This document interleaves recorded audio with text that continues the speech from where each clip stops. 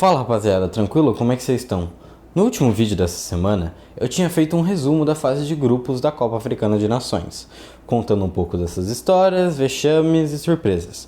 E no dia de hoje, eu vou estar trazendo aqui os destaques individuais de cada uma das principais equipes da competição até aqui. Começando pelo grupo A, temos que começar pela Guiné Equatorial, é claro, e o destaque não tem como não ser o Emílio Nsue, capitão do time, lateral direito de origem, que joga nas divisões inferiores do campeonato espanhol, ou seja, não joga nem sequer na primeira divisão. Conseguiu ser o artilheiro até então da Copa Africana de Nações com 5 gols, jogando como centroavante da Guiné Equatorial, sendo o principal nome do time, arrancando em velocidade e conseguindo criar boa parte das jogadas. Da Guiné Equatorial, vale-se também destacar o goleiro Jesus Ouono, que também faz parte muito dessa classificação da Guiné Equatorial, que conseguiu segurar boa parte dos problemas que a Guiné tem em relação a ser dominada durante os jogos. Ainda no grupo A, o destacado atacante marfinense Jean Felipe Crasso, eu acho que a pronúncia deve ser essa, que realmente fez a diferença para Costa do Marfim conseguir essa classificação mesmo que em terceiro lugar. E falando da Nigéria, além do óbvio que seria o Osimhen, centroavante do Napoli e um dos principais atacantes do momento do futebol mundial, também gostaria de trazer o destaque do zagueiro Trost Ekong do PAOK, que fez uma grande campanha e esses poucos gols tomados da Nigéria passam muito por ele.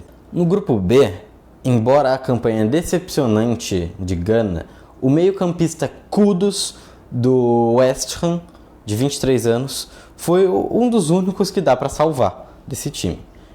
Ele fez o que pôde para conseguir os 2 empates que Gana fez nos seus últimos 2 jogos, mas infelizmente não teve disponível para o primeiro jogo contra Cabo Verde, que foi a derrota que acabou decretando o final de Gana por estar lesionado. Então, Mohamed Kudus fez gol, deu assistência, participou de jogo e foi importantíssimo para essa tentativa da Gana e foi o principal destaque do time.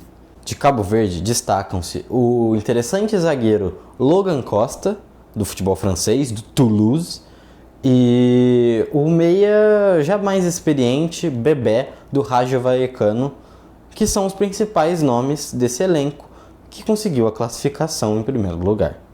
No Egito, além de Salah, também vale o destaque de Mostafa. O atacante, também da França, no Nantes, foi responsável por 50% dos gols do time na competição, marcando nos seus 3 jogos. Quer mais que isso? Do grupo C, os destaques são primordialmente senegaleses. Os meias Pape Gueye e Camara são os principais destaques em termos de desempenho, apoiados por muitos veteranos que hoje em dia estão no futebol saudita, como Mané, Mendy e Koulibaly. Um time realmente muito consistente. De Camarões e Guiné, os destaques são respectivamente o Enkidu, que é conhecido por ter jogado em alguns times de futebol europeu, e o Agibou, um novo jovem meio-campo que acabou se tornando o principal destaque da Guiné ainda bem cedo. No grupo D, por parte da Angola, os destaques foram Gelson Dalla, do futebol Qatari, e Gaspar, do futebol português. Um camisa 10 e um zagueiro. Ainda nesse grupo, vale um ótimo destaque que vem fazendo uma grande competição até aqui, que não é tão visto, até por ser da Mauritânia, que é o atacante polivalente Koita, que joga no Sint-Trudense, da Bélgica, mas que já tem despertado o olho de alguns times mais competitivos no futebol europeu, como os próprios grandes da Bélgica ou alguns times da Alemanha. No grupo E, temos o malinês Doumbia, do Brest, da França também,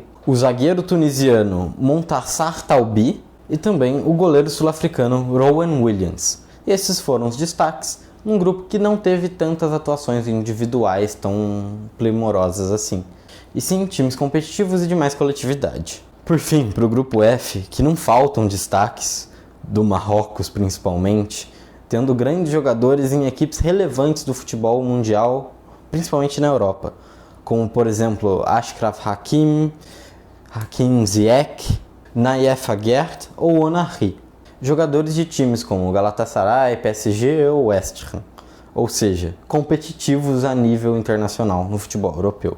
E para não ficar só nos marroquinos, destacar o atacante congolês Wissa, do Brentford, que também fez uma grande campanha durante essa CAN. Dados todos esses destaques, eu gostaria de ressaltar 2 pontos finalmente. O primeiro deles é a quantidade de grandes jogadores que eu destaquei aqui que atuam no futebol francês. Não só os destacados, mas muitas das promessas enxergam na França, na Ligue 1, uma forma de se lançar para o mercado europeu, sendo muito presentes, principalmente no início, em times de pequeno e médio escalão, e após se destacar nesses, ou acabam tendo a oportunidade de ir para um time mais forte na França, ou se destacam e são vendidos para os outros grandes centros do futebol europeu. E o outro grande destaque vai para a quantidade de jogadores, a maioria deles do meio para o fim da carreira, que atuam no futebol saudita e catari, muito por conta de algumas semelhanças culturais e religiosas, principalmente daqueles que são de países um pouco mais no norte da África, com o Oriente Médio. Então soma-se um montante absolutamente desproporcional de dinheiro, com semelhanças culturais ou religiosas com alguns desses países, ou seja, uma facilidade um pouco maior de adaptação, e faz com que eles acabem optando por esse destino mais para o final da carreira. Ficou faltando algum jogador mais relevante na sua opinião? Você vai acompanhar o mata-mata para ver os principais destaques e os confrontos? Me responde aí nos comentários. E se você não viu o meu vídeo resumindo a fase de grupos da Copa Africana de Nações, eu vou estar deixando aqui. Enfim, espero ver vocês no próximo vídeo.